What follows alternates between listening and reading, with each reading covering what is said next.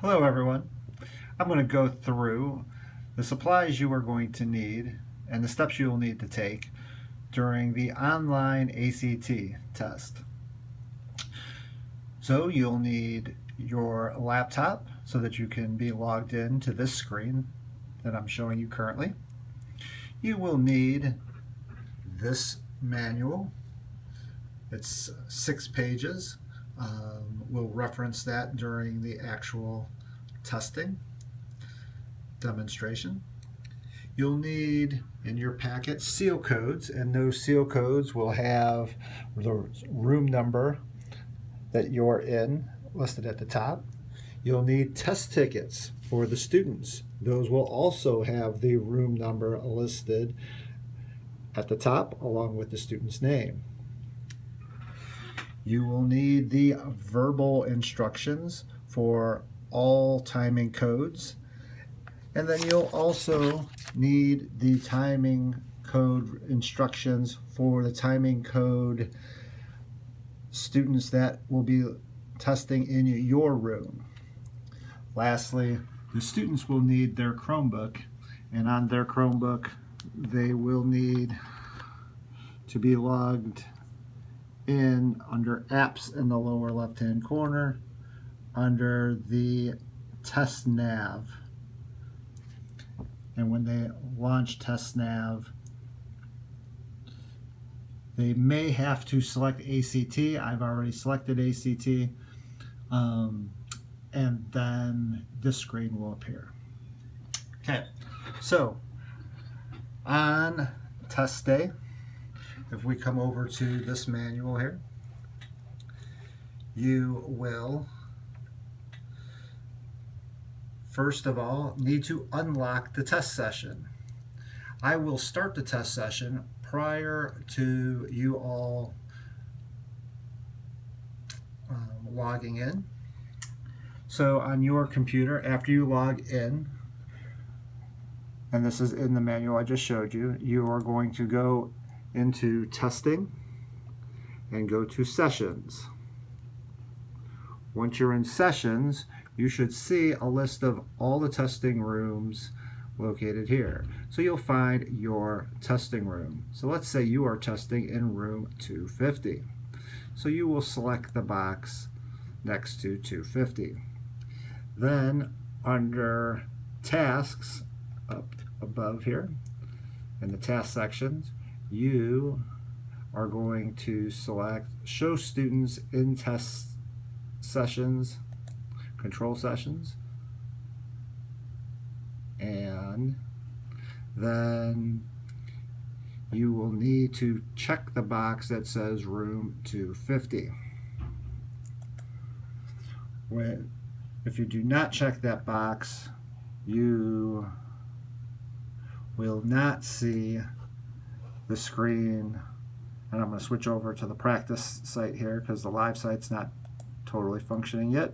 You will not see this section here that says start test session, which this will actually, I will start these test sessions, so when you get in there, your session should look like this. Should say in progress. Once you see your test session here, if you scroll down, you should see the students that are in your session. Now, I'm in a sample one, so I only have one sample student in this session. If this was an actual session, you would see a list of all your students listed below. Okay. So now, if we come back over to your script, we need to make sure we unlock the session. So you will notice up here, there's a checkbox that says lock, unlock, so we are going to unlock that session. Okay, now the students will be able to access this test session when they go to sign in on their computer. If this is not unlocked, the students will not be able to log in. So we've now completed this step. Next step you'll do is you're going to pass out the authorization tickets when you get to step 10 in the verbal directions. So In your verbal directions, all timing codes begin here. You will read through this particular section. When you read step 10, you will be asked to pass out the student authorization tickets to the students.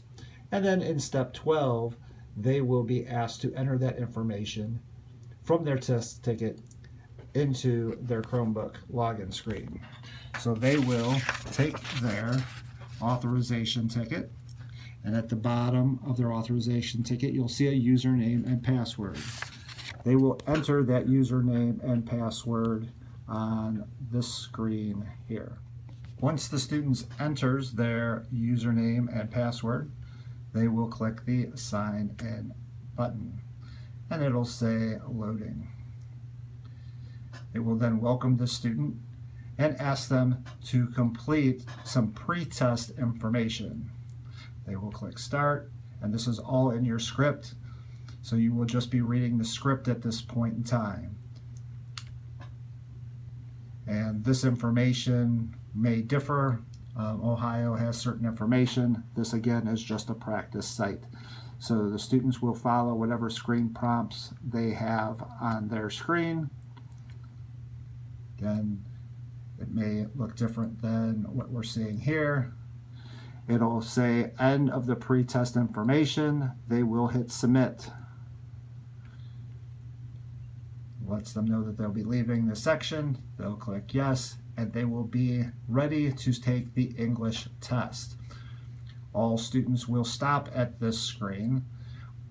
You will walk around and make sure all students have reached this particular screen before moving on to the timing code section for the room that you have. Each testing room has a different testing timing code associated with it, depending on the student's accommodations or lack thereof.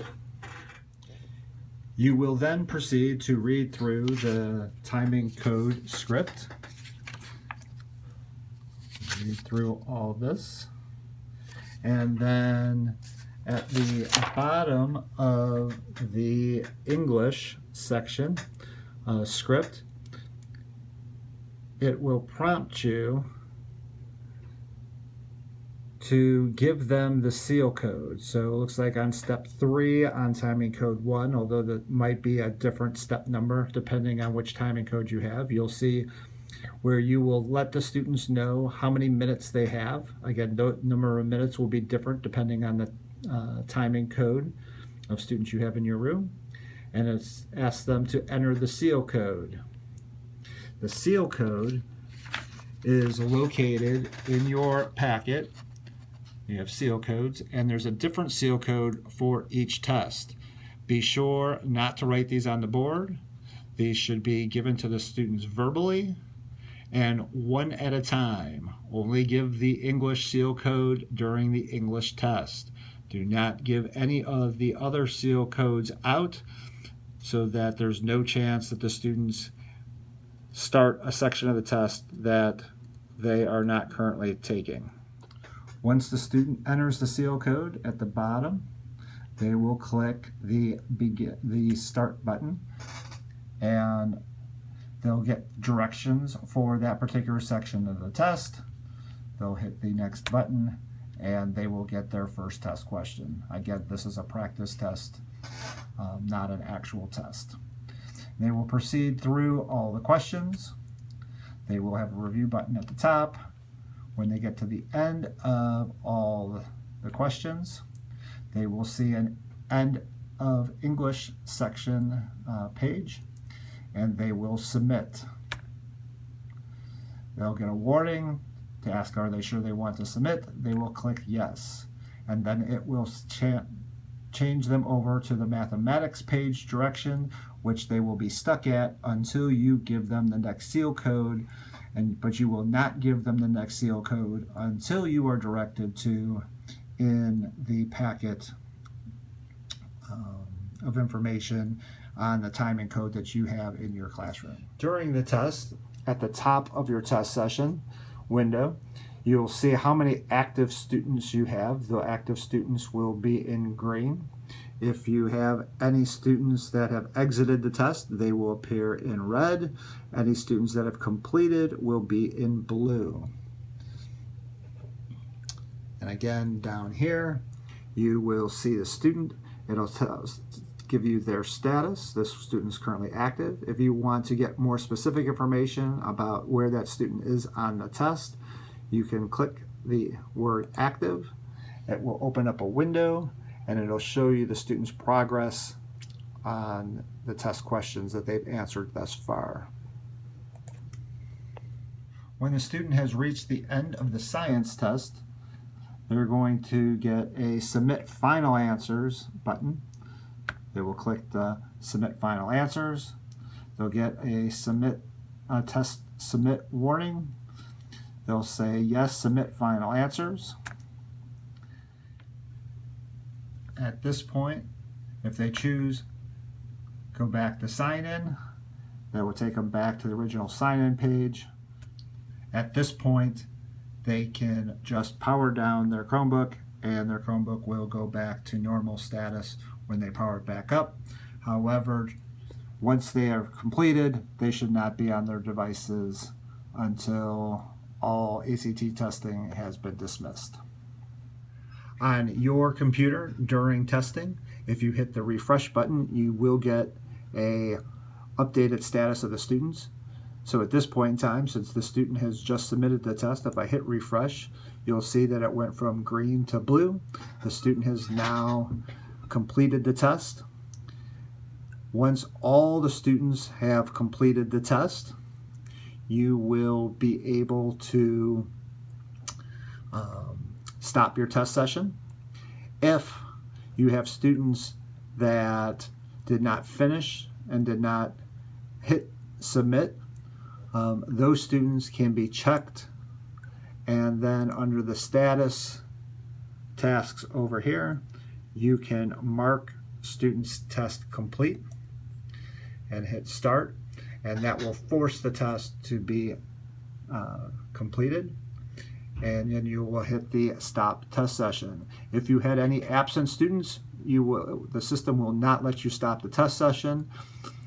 In that particular case, make sure you lock the test session back down. So click this button, hit lock, and then you will be able to just log off in the upper right corner, just sign out, and I will deal with the test sessions from that point forward. That completes your training on the ACT. If you have further questions, please let me know and I'd be happy to stop by. Thank you.